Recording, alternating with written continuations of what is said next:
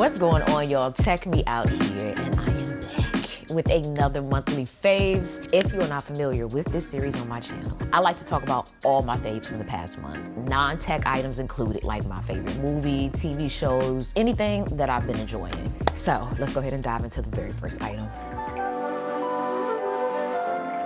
These right here, y'all. This is a little accessory that I had to adorn my AirPod Maxes with. And it is these little ear covers from Spigen. I have been seeing these float around the internet. I think I'm gonna also grab some other accessories for my AirPod Maxes as well, because I'm learning, you know, they got a little wear on them after a while, and I wanna keep them protected. Now, it does look decent, right, on the blue pair, but I think it probably would look the best on a black pair. And it is super easy to install. You literally just pop it on. It's probably harder to take it off, actually. Buttons are still very accessible. I don't have any issues there. And it still fits inside of the AirPod Max case, as you probably saw earlier, and charges. So, you know, you don't have to sacrifice that either. Now, my next fave, this is actually one that I recently dropped on my Instagram. If you don't follow me, you should. I'm gonna throw my name up in here so you can check me out, but this is the Clicks keyboard. But if you can't tell, this is a BlackBerry-like keyboard for your iPhone. I have it installed here on my iPhone 14 Pro. However, it is offered for the iPhone 14 and 15 Pro and Pro Max. So it connects to your phone via Lightning or USB-C. There's no Bluetooth involved. Your phone basically provides a power, but it doesn't drain your phone's battery. And you can still charge your phone as you normally would at the bottom of the case, which is made of silicone, so it feels really good in hand. And you have this vegan leather back cover at the bottom, which I like because it adds like a nice finger rest for me when I'm using this, as you do have to hold it a certain way because it is top heavy. But the keys, they feel good. They're very clicky. And the layout is pretty much the same as your iPhone. But for me, they took this a step further when they added the iPad OS shortcuts into the keyboard. So now you can do things like hit Command Spacebar for Spotlight. If you're on a website, you can double press your spacebar to scroll. There's even a voice dictation key down here in the bottom right, which also activates Siri. And if you want to access your numbers, you just hold down the 1, 2, 3 key and press the one you want. But all in all, this is nice. The one thing for me that I'm still getting adjusted to is that this does make me type a little bit slower, but I don't know, maybe that'll get better in time. And weight-wise, it isn't heavy. To me, it's comparable to any other like thick, rugged case for your iPhone. All right, the next thing I've been using heavy are these portable chargers from Anker. So I have this one here, which I like because it literally just snaps into the bottom of my phone. So I can use it almost like a little rest as it's charging my phone. There's also a USB-C port here on the side, but power-wise, this is 5,000 milliamps. Like when I looked at it, I thought it was gonna be like 3,000 or something. I can get roughly like a charge and a half out of this. But the other one here has more power. So this one is 10,000 milliamps. It has a display on it so I can get a little bit of information while I'm charging to it. It also has 2 USB-C ports and 1 USB port. And it also will let you know how much time you have remaining before your battery's fully charged. I like these two. I feel pretty good, especially when I have both of them, or at least one of them. My next item, it's actually right here in front of me. It is the lens in which I'm using to film with, this Sony 20mm. If you watched any of my other past monthly faves, I'll throw them up in the video link below, then you know I've been on the hunt for a wide angle lens that works with my Sony a7S III, is lightweight, small in size, and has a low aperture. I found it, and it's this one. I've also filmed some of my reels on my Instagram recently with it, and I just love the quality. It's super wide.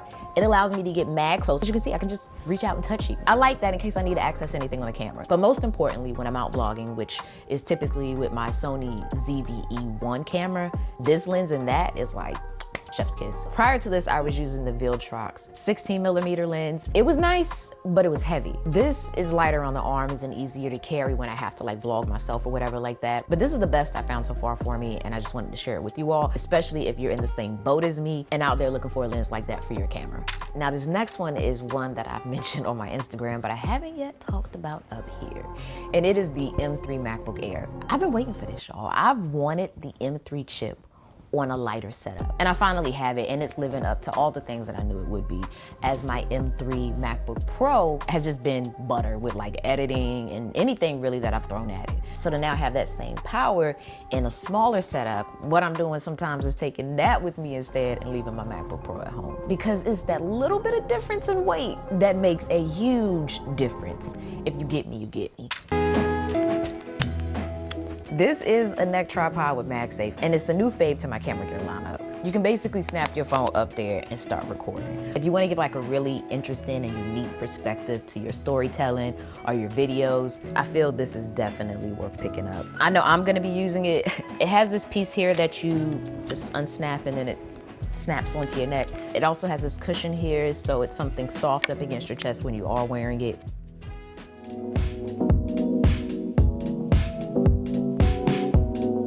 Okay, this next one. It's a meme game and it's called Growing Up Black Memes. This is a game I played a couple different times and it is funny every single time. One person in the group is gonna play like the judge and they're gonna place one of the meme cards out of the stack onto an easel.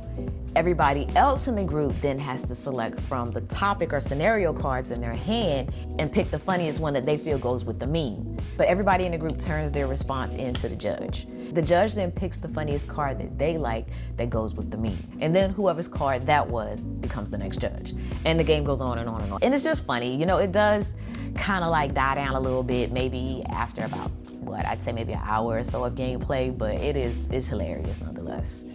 This.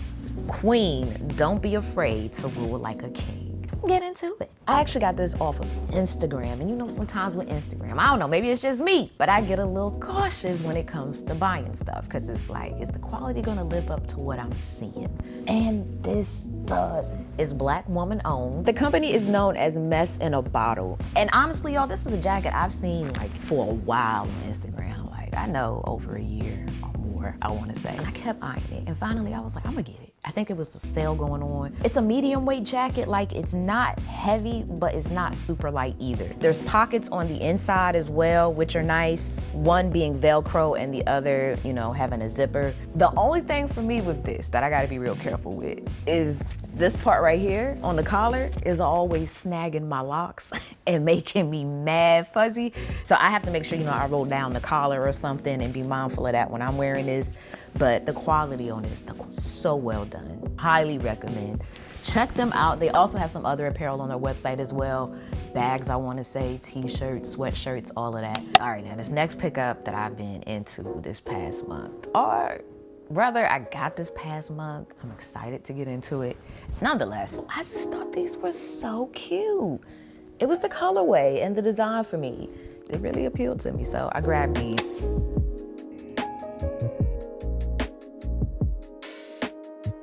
And I also grabbed some Jordan 3s. That pair I have worn out. Again, I just love the colorway and the design. If you know me or you follow me up here, you know I'm very into my sneakers, my fragrances, and my bags. Which, speaking of, let's go ahead and get into those. All right, so this bag comes from Vice Beast. I gotta look up how to pronounce the name because I wanna make sure I'm saying it correctly, but it's spelled like this. I actually got their Weekender bag as a gift from LG when I went to their event a few weeks ago, and it was on the commute home that really sold me because it was the perfect carry-on bag. It fits so much, but is yet so small. And I love that when you pop the bag open, it actually stays open, so you can dig in the bag without having to hold it open at the same time. There's also pockets on the inside, one even for my laptop, that is padded and also has a strap so it keeps it in there nice and secure. There's also a pocket on the outside and a sleeve so that I can easily sit this on top of my suitcase and it not fall off. The other kicker for me is the bottom, because one, it's protected because it has this thick exterior that allows the bag to not only maintain its structure, but has been super easy for me to clean off. And on top of that, it opens up. It doubles as a shoe compartment, because sometimes that is the one thing that is taking up the most in my suitcase. And instead of now having to keep it in the suitcase, I can just put it in here and bring the pair of shoes and not have to sacrifice an outfit.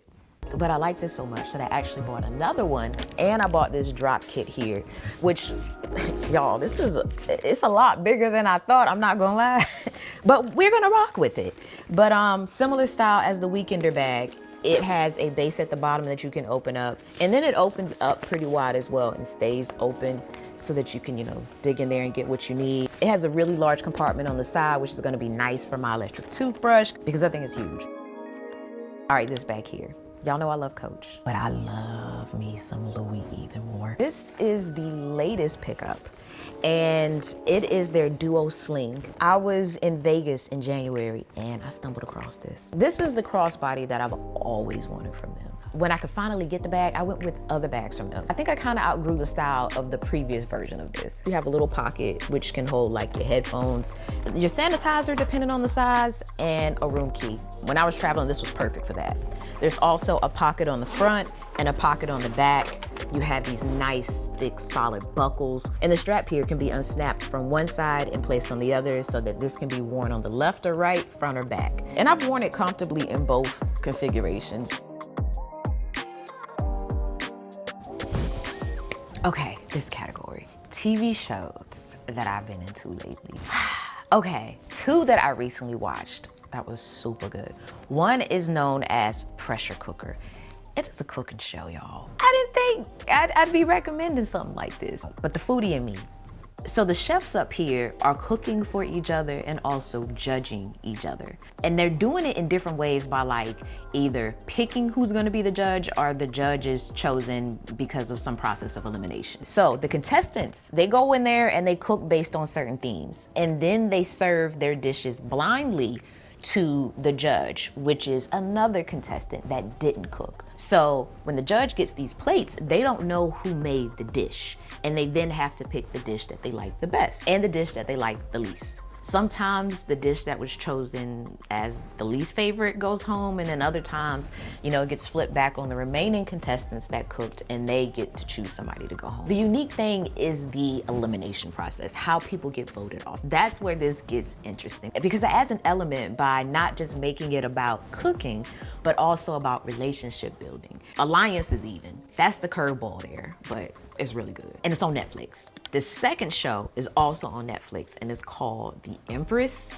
I just finished watching this with my fiance and it is so good. So it centers around this girl who ends up marrying up to this guy who is an emperor. And the emperor's brother is also in love with this girl. So you know right there, there's gonna be some drama. But the new empress, she doesn't adapt to her role quickly or smoothly. There's some hiccups there, but there's some interesting hiccups that I don't want to spoil for you, but I do recommend you checking out either show or both of them. It's only one season of both of them, but The Empress, it leaves you a little cliffhanger, but a good one. And thankfully they are having a second season, so you know, I'll be there. Now, a movie that I saw recently that was good is called Origin, and it is by Ava DuVernay, so you already know it's gonna be good. It's very powerful, it's very moving. The thing that makes the movie so interesting is that it takes the concept of some of the hate that we see in the world that's rooted in race and looks at it from a different perspective, that it may sometimes not always or just solely be race, but also be interlinked with caste. And it goes on to support that theory as well as talk about some of the things in which the main character personally went through in her life. It is a tearjerker, but it is definitely worth seeing. But that's gonna do it for this one, y'all. I have another video dropping next Saturday because we are on these weekly uploads now. But feel free to check out some other videos on the channel as well that should hopefully be showing up on screen. And don't forget to subscribe. But until the next one, y'all, as always, thanks for taking the time out to let me tech you out.